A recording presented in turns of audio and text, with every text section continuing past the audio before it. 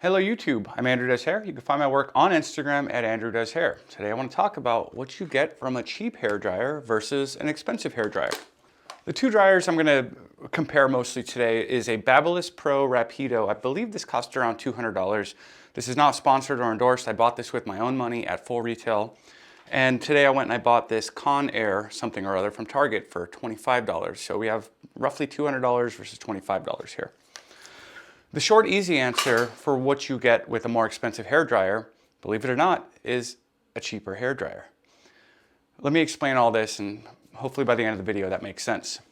So I've been using this Babyliss Rapido for about 6 years now, and 2 weeks ago it broke after 6 years of professional use. I mean, I blow dry 50 heads a week on average, and I got 6 years using it that much. As soon as it broke, without hesitation, I bought another one because it's just the best dryer I've ever used.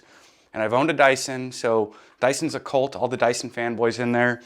It's all marketing. This dryer works twice as fast and costs half as much as a Dyson. So I'll get that out of the way right now. But it's a very, very common question. Literally half of my new clients, when I talk to them about the hair dryer, they go, well, I have a cheap one at home, will that work? And it's not a yes or no answer, it's a yes but no and a no but yes answer. So let's cover all the things that are different between a professional dryer and a cheap dryer. So first off, physically, the cheap dryer has a very short cord. I mean, I can hold each end of the cord in my hands. The professional dryer has, I don't know, an extra 3 or 4 feet of cord in comparison. So if you can imagine, if you're blow drying your own hair in the bathroom, you're never more than 2 feet from an outlet, so you don't really need a long cord. But even as I was recording some of the B-roll for this video, I had to work with my back touching a wall to get the footage because the cord was so short. I couldn't get away from the wall. And so when you get a professional hair dryer, that's one thing you're gonna get is a big, long, beefy cord. That's probably the most negligible of differences. So let's continue forward. And as we continue forward, let me talk about what a hair dryer is actually meant to do so I can just clear up some things here. The hair dryer or blow dryer is the most horribly marketed tool in the history of tools because everybody thinks it's made to dry your hair. They go, oh, I need dry hair in the next 5 minutes, that'll get me there. But it's actually made to change your hair. It's made to change the shape of it, the texture of it. You can add curl, you can remove curl, you can lay down cowlicks. It will control your hair. They should have called it a hair shaper or a hair sculptor. A hair polisher. Like, it does all of these things. It can do what a flat iron does. It can do what a curling iron does, depending on the brushes and tools and techniques that you use. So with all of that said, the way that your hair works is a lot like a fabric. If you get a fabric hot, you can iron wrinkles out of it, right? And the same thing with your hair. If you have curls and kinks and cowlicks and things, those are essentially wrinkles, and you can iron them out with heat. So as you'd imagine, a hotter dryer would probably work better. So I took these two dryers and I pointed them each at an oven thermometer for about 2 minutes. And the cheap dryer, I mean, I barely was able to get it to creep up past 100 degrees, but the expensive dryer kept on going until about 200, and it might have gone further if I let it sit longer, I don't know, but it was pretty drastic, the difference there. Now, before anybody goes, well, heat's gonna damage your hair, you're looking at the wrong video. I actually have a video about heat damage, similar to this one, where I actually tried to burn the hair off of one of these mannequins. The short answer to heat damage is if you have very long hair or you're planning on having very long hair, be careful about heat. But if you have short hair, I guarantee you're gonna trim off the ends before you damage them.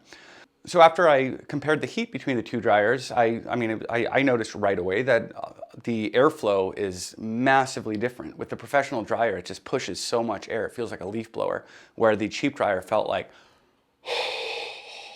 I couldn't really think of a great way to demonstrate that in this video, but I tried by just blowing this hair around. And now if you're just focusing on the hair while I'm showing these clips, then you're like, oh, well, I don't see that much of a difference. But if you notice, as the more expensive dryer moves further away from the head, the hair still is blowing like crazy, where I kind of have to keep moving the cheaper dryer closer to the head to get the hair to blow up.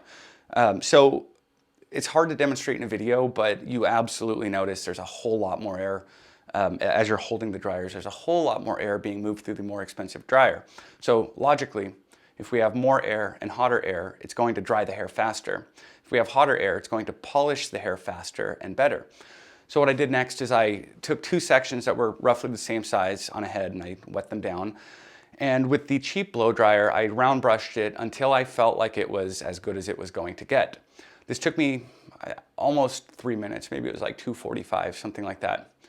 But then I took the expensive dryer and I blow dried a similar section, and I did it, I don't know, 40% faster.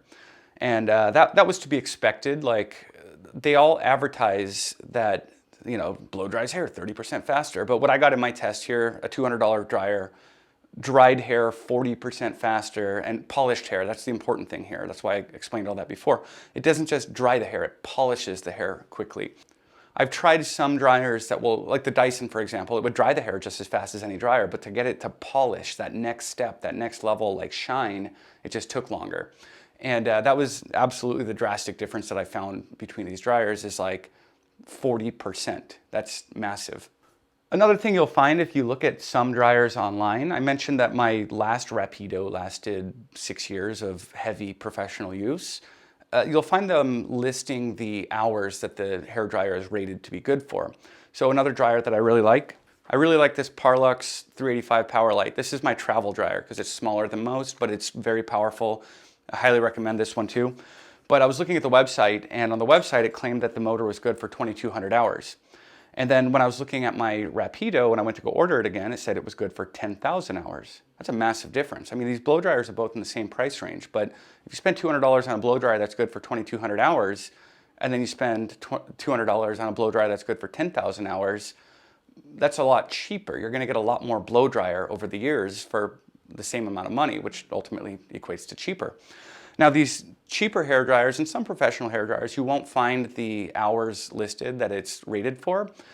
It probably goes without saying, you get a $25 dryer, it's probably not gonna go for 10,000 hours.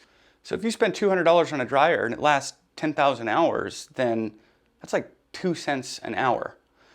If you get a dryer for $200 and it lasts 2,200 hours, that's like 9 cents an hour. That's an expensive dryer by comparison. And let's just say, for example, the $2,500 dryer, let's just imagine that it goes for, let's say 1,000 hours. It's cheap, right? If the $25 hair dryer goes for 1,000 hours, then it's about 2 cents an hour. So in a sense, the very expensive dryer and the very cheap dryer can, in the long run, cost the same per hour to use. But let's look at that time difference there. So what you have to consider, longevity aside, with the cheap dryer, it took me almost 3 minutes to blow dry a single section. With the expensive dryer, it took about 1.5 minutes, maybe a little bit longer. So like 40% faster, I'd say. You have to consider, if you're blow drying your own hair at home and you're maybe doing it 3 times a week. Now, mind you, I did a single section and saved almost a minute for that section, maybe just over a minute for that section. You're gonna blow dry your hair in 10 sections. So we'll say that every time you blow dry your hair, you save 10 minutes by spending more money on the more expensive dryer. So if you're doing that 3 times a week on yourself, that's 30 minutes a week.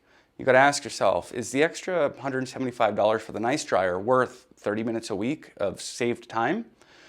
Now, that's could be, could not be. I'm not saying everybody has to get a professional dryer, but that's kind of what it equates to for home use. Now, if you're a professional, let's say you're blow drying, 6 heads a day, and you can save 10 minutes per head with a hair dryer. That's an hour. So buying the more expensive hair dryer saves you an hour.